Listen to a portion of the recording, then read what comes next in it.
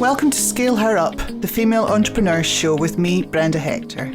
I'm a business growth specialist helping business owners to develop themselves and grow their businesses so they can achieve their goals and enjoy the lifestyle they dream of. I'm also on a mission to revolutionise the entrepreneurial landscape for women in business. In every podcast episode, I interview someone who has an inspiring story or some great advice for women aiming to start or scale their businesses. If you're new to the show, take a moment to subscribe and please check out the previous ones after listening to this. We've got an awesome community on Facebook. Just search for Scale Her Up and join in. I'm absolutely delighted to have the lovely Nicola Davidson from Optimul, founder of the Success Formula Academy, to join me on the Scale Her Up podcast today. Welcome, Nicola. Hi, Brenda. How are you doing? I'm very well. Thank you very much for joining me today. The pair of us are in a similar position in terms of our business aimed at helping other businesses to grow. So when I met you, Nicola, I really felt that we were aligned on a very similar mission. So it's great to have you here on the podcast. Would you like to just introduce yourself and your story, how you got into business for the listeners? I am what you would call a typical mummy juggler. So I've got 2 kids that I'm trying to raise while running my business and my networking group and my academy that I'm launching. And it is hectic, but that's the way I like it. I grew up on a farm and I've got 4 siblings, so there's quite a lot of us. And I guess work hard, play hard was our mantra. So my parents, they kind of taught us to be resourceful and positive and have fun. So I credit a lot of what I do to them. Career-wise, I didn't have a clue what I wanted to do when I left school, except I wanted to go to university, which I loved. And I had part-time jobs from a young age and landed my first full-time job in an oil and gas company in Aberdeen. Quickly got promoted into like an operational role, and then it just went from there, really. I worked in a few different size companies and roles, and I always felt like I could progress those roles because I'm quite an ambitious person. So I enjoyed that. You know, I loved the challenge. I loved the variety of people and the range of work. What I didn't love over the years was the culture. You know, there's so many people are overworked and undervalued and made to put work before their families. And during, I did quite a lot of training courses, and during some management and leadership training courses that I was on, it was the idea starting my business kind of came from that. Because I was sitting in this room surrounded by these managers and business owners who were really struggling. And I just found myself thinking, I could really help you. You know, I was already often supporting other departments and mentoring colleagues, and I loved doing that. So I guess after I had my second child, I just decided to go for it, and Optimul was born. That's fantastic. I think from all the conversations that I've had with lots of female entrepreneurs, culture is a big reason why people leave a corporate role or an employed role and go and set up on their own. The culture of what I do now, that's definitely something that attracted me to it. So How are you creating your own culture?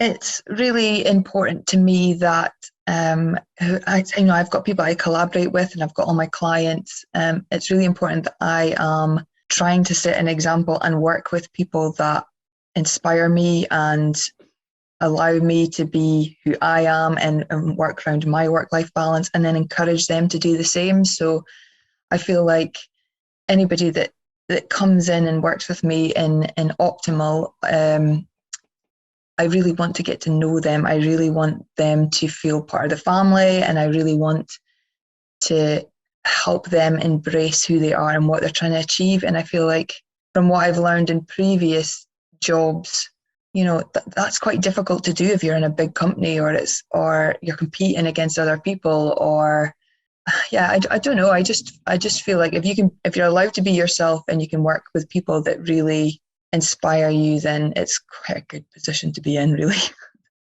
That's great. Is it about being able to develop yourself? Is it about people development, the people in your team and the people that you're working with, your customers? I think that's a huge part of it.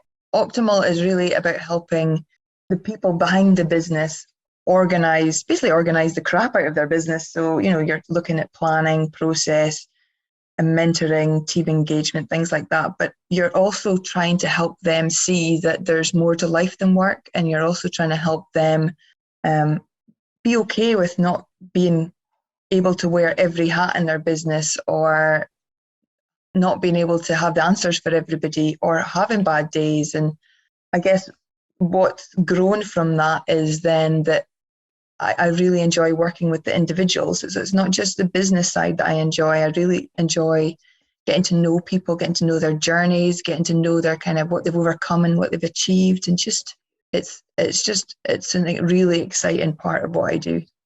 I've written myself a couple of notes there. There's more to life than work. Are you listening, everyone? There's more to life than work. Quote from Nicola Davidson there.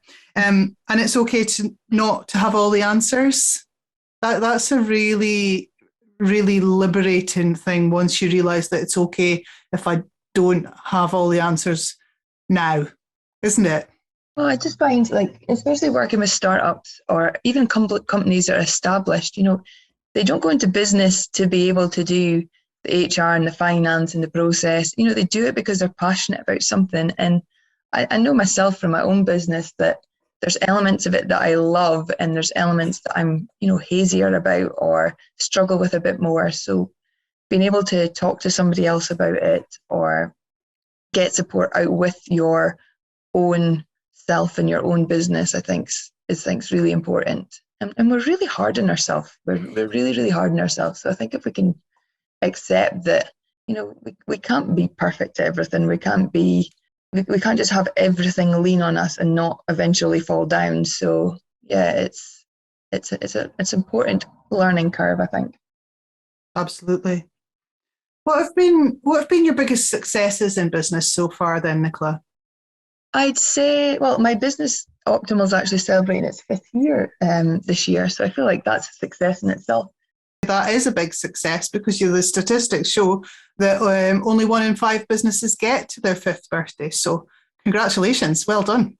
Oh, thank you very much. I'd say another success is that I've kind of managed to overcome burnout, which was a horrendous stage of my life, and it's been a fair learning curve in itself. But it's on the upside, it's helped me then start creating this academy that I'm building off the back of it. And I feel like every step that I take in the right direction is a success in its own right, really. Yeah, it's all about all the small wins as well as the big wins, isn't it? Every step forward is a win. Would you mind telling us a bit about the burnout then, Nicola? What happened there? How did that come about? How did you realise that you couldn't continue as you were? I say good old COVID had a big part to play, but I feel like it started before then. I kind of lockdown round 1, I was thriving. I was helping everyone get through it, trying to be this like a bundle of positivity and support. But the start of lockdown round 2, I just completely burnt myself out, and it had been coming for a long time. I was just spreading myself so thin. I'm a people pleaser. I'm a sucker for a sob story. I hate seeing people down, and I hate seeing people struggle. So I kind of forgot my own self and just, spread myself so thin that I broke, really. I'm one of these annoyingly perky kind of characters. And yet, like burnout, it just became this person I didn't even recognize. It affected my relationships, my kids, my work. I could barely string an email together, and I was somebody that kind of prided myself in being this crazy multitasker who was in every committee and then supporting every person they could, and it just terrified me. Actually, it was really scary, and it took months and months and actual therapy to get better. And I haven't told a lot of people that I went to therapy, but for some reason, Brenda, I kind of feel like it's important to share that now. But, long story short, during that kind of recovery, I spent a lot of time looking into work-life balance, into self-care and what success actually means, into figuring out who I actually am and what I actually want out of life. And I realized that most of the people I work with and those around me, they're kind of stuck in this stalemate of just being busy and burning themselves out. And I don't want that for anyone. I don't want people to have to go through what I went through. And so the Academy was born, and I'm launching it on the 1st of July. So, silver linings.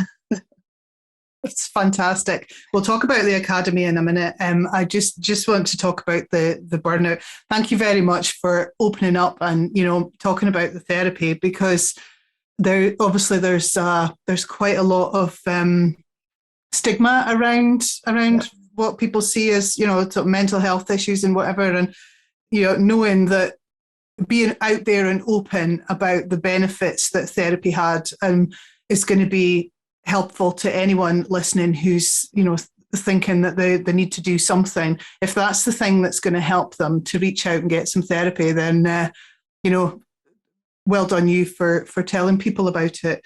As well as the therapy, what did you do? What were the things that you did to help you overcome, what if somebody's listening and thinking, I'm feeling burnt out, what would you advise them to, how could they get through that like you have?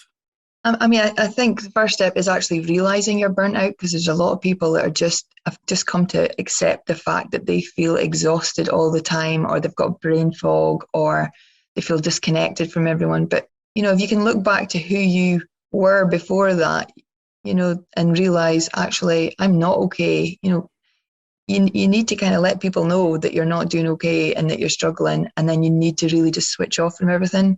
Like I felt awful. I felt like I was letting my customers down. I was letting my family down. I just wasn't being myself. And you're so hard on yourself, but you kind of have to remove yourself from that and realize, look, no, I'm not right just now. And I need to kind of build myself back up, whether that's time away, speaking to someone, focusing on your self-care. Like I slept a lot. I read a lot of like escapism books. I watched random TV. I did more like exercise.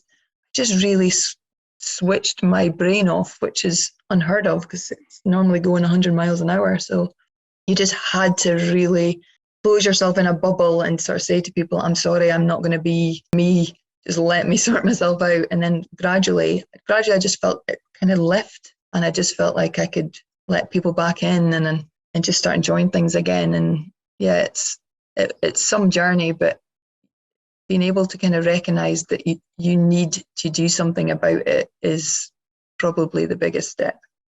I'm really so grateful for you to share that, Nicola, because the fact that it's a journey and that you have to kind of bubble yourself away and look after you and then come out again. I've got this image of a caterpillar and a butterfly in my head there as I'm trying to articulate what I'm thinking here from what you've said. So yeah, that's really, really good to share that. So born from that is the desire that no one else has to go through what you've been through, or that you can help people get through it.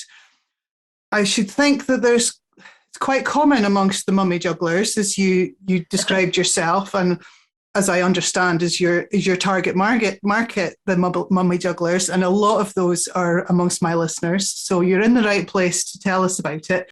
You've launched the Academy. So you're about to launch the Academy. Tell us about the Academy and how that's going to help. Well, the Academy is all about, my business is all about helping people with their businesses. My Academy is all about helping you with you.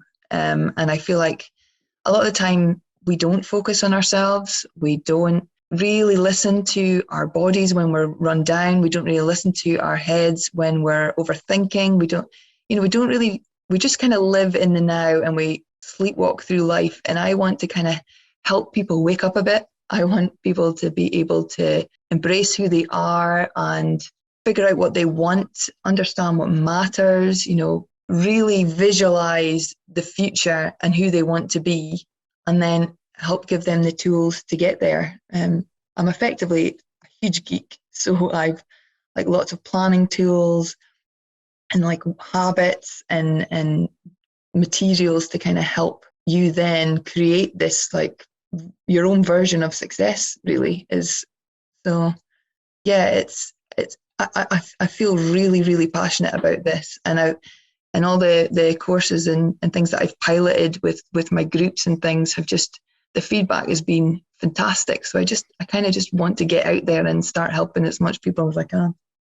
So how will it be delivered? Is it a self-serve course, or is it a regular meeting, or how will it happen?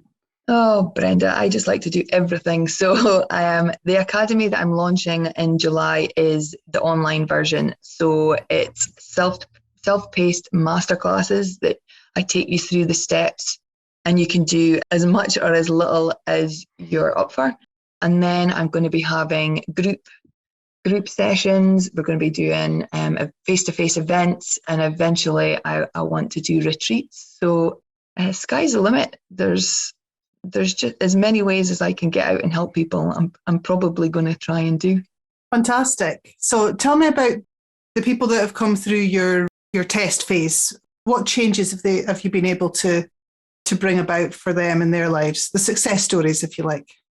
I think one of the biggest factors is like a change in mindset and self-belief. The ones that I've trialed this on, they come from all walks of life, some quite early in their careers, some quite far on, some, having a break to have kids, some, have kind of lost their way a wee bit. And I just felt collectively, we just went on this journey together, and it was really powerful because, there was one girl who, because we did them online, and there was one girl who wouldn't even switch her camera on at the beginning, and by the end, she was highly involved, and she was, really involved in like telling us, sharing what she was going through and everything. And for me, that was a total win. It was just seeing the transformation in someone, and we still speak quite regularly now, and they're all telling me all the little changes they've made in their lives and the big impacts. And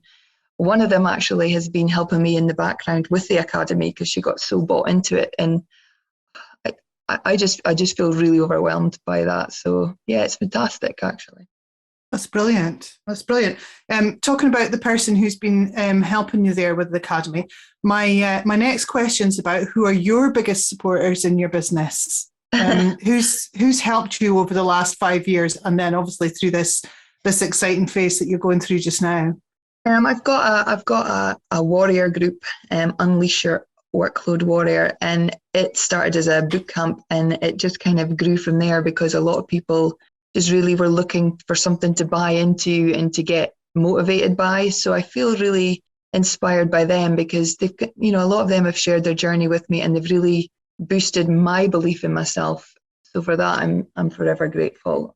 My clients are really supportive. I'd say it was my dad who gave me the first kick up the ass I needed when I was procrastinating and putting off starting my business. So he kind of sorted me out. So my family's really good for that. And recently, I'd say actually my husband, who probably didn't really get it for a long time, but now is really supportive and really helping me kind of improve my work-life balance. So yeah, I feel really, really lucky with the support network I have. That's brilliant. I'm loving that little bit about your husband there, though, that he didn't really get it, but he has now. What do you think's turned him around then? Quite a lot of things. My burnout put a lot of pressure on us, and I think like really open communication and has really improved that. And just I think him just seeing my passion for it, because I'd work day and night to build this, but obviously then you don't sleep and you don't see your family and eat and blah blah blah. But he kind of gets it now. It's not just, oh, here's the wife's little side hustle. This is like something that she's hoping is going to change lives. So yeah, I feel really lucky that he is as supportive as he is.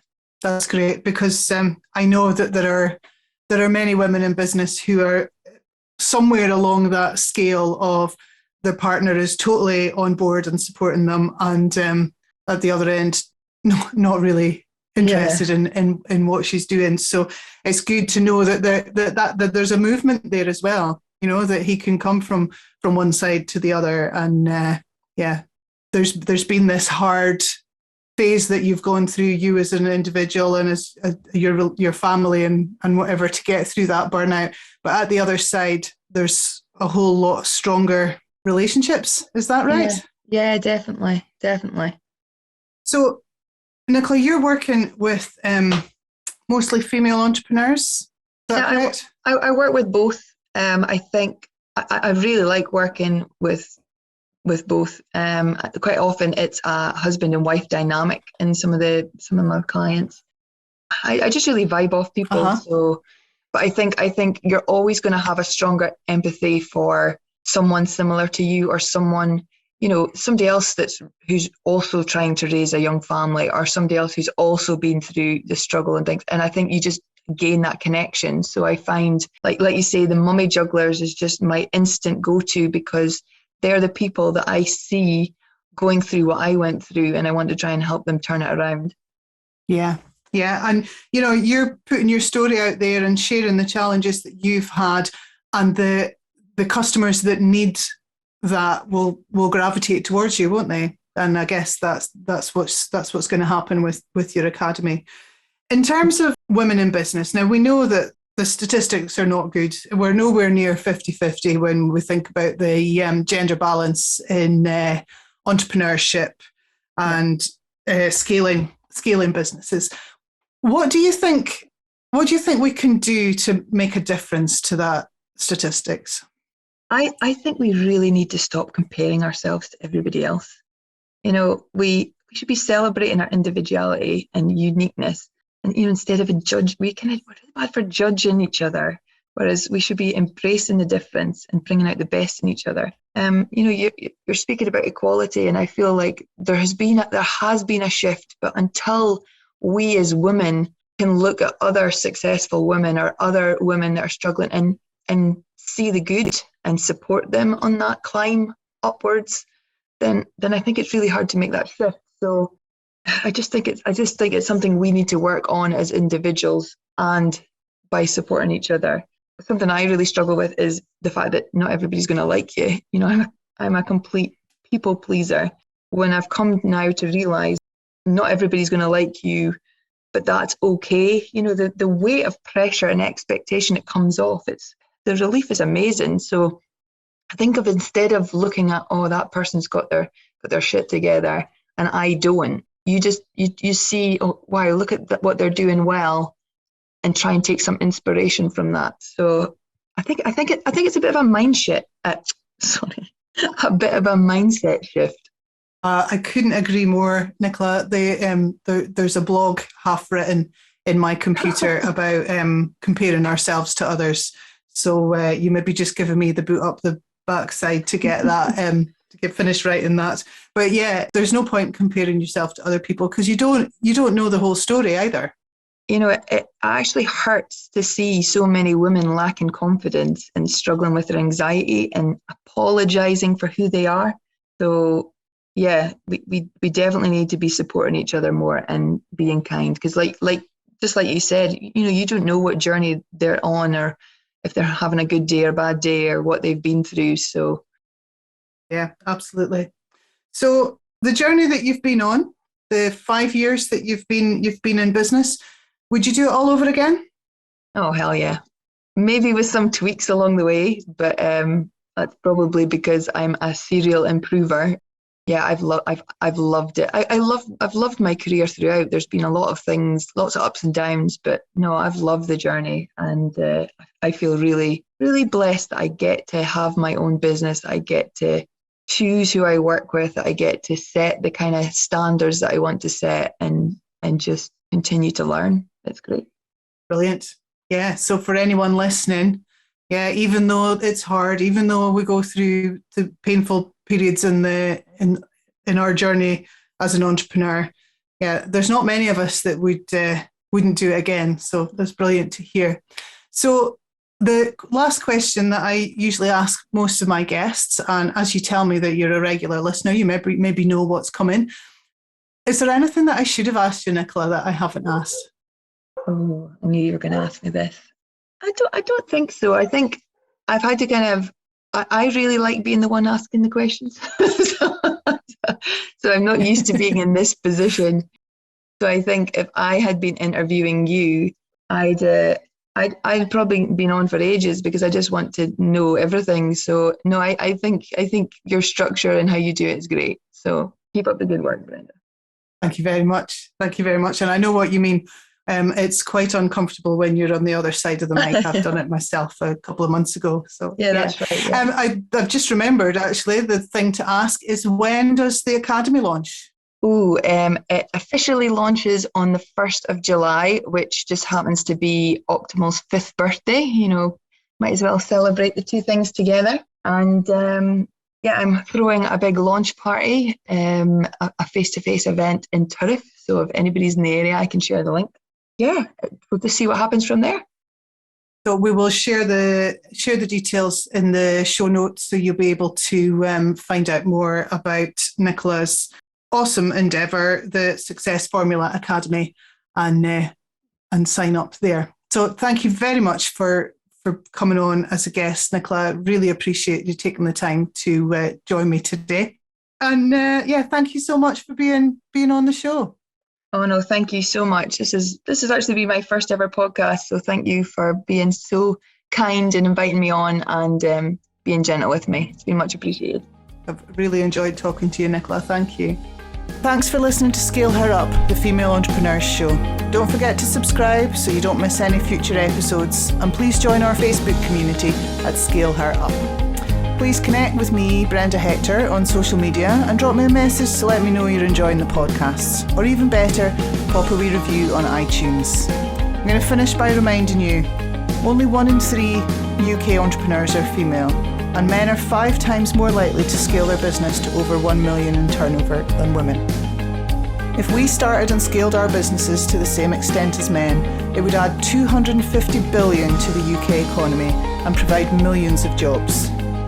Ladies, you can do it, and we're going to make a massive difference.